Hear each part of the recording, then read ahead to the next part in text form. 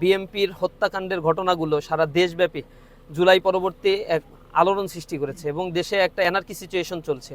বিশেষ করে লাস্ট 105-10 দিনের মধ্যে প্রায় 915-20টা হত্যাকাণ্ডের ঘটনা ঘটেছে এবং শুধু বিএনপির হাতেই তাদের দলীয় নেতাকর্মীদের হাতে আন্তঃকন্দলে নিজেরা হত্যাকাণ্ডের শিকার হয়েছে 219 থেকে 220টা এবং আন্তঃকন্দলে হাজার হাজার মানুষ এখন পর্যন্ত পঙ্গু হয়েছে, দেশছাড়া হয়েছে। চাঁদাবাজি, টেন্ডারবাজি, সন্ত্রাস, ছিনতাই, মাদকের অভয়ারণ্য তৈরি করা সব কিছুতে তারা আওয়ামী লীগের রিপ্লেসমেন্ট হয়েছে।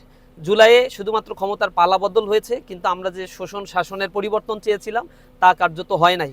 আমরা দ্বিতীয়ত বলতে চাই, সাইফুল্লাহর গায়ে হাত দেওয়া হয়েছে, তুচ্ছ একটা ঘটনাকে কেন্দ্র করে একটা হত্যাকাণ্ডের ঘটনা ঘটিয়েছে এবং বিএনপি ইতিমধ্যেই তাদেরকে বহিষ্কার করেছে, প্রশাসন তাদেরকে গ্রেপ্তার করেছে।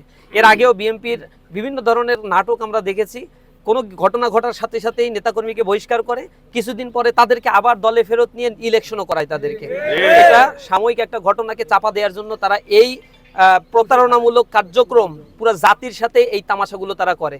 তারা মনে করে দুনিয়ার সবাই ঘুমায় আর তারাই শুধুমাত্র জেগে আছে, দেশের মানুষ সব দেখতে পাচ্ছে।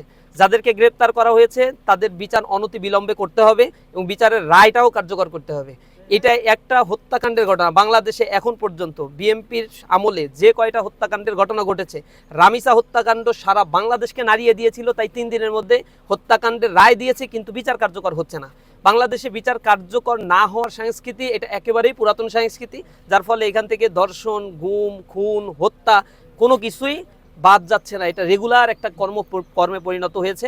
আমরা সরকারের কাছে বলবো, এই সকল বিশেষ কেজে স্থায়ী একটি ট্রাইব্যুনাল গঠন করে দীর্ঘসূত্রিতা না করে 3 মাসের মধ্যেই যে কোনোভাবে এই বিচার কার্য শেষ করা এবং তার রায় দিয়ে রায় বাস্তবায়নও সরকারকে করতে হবে।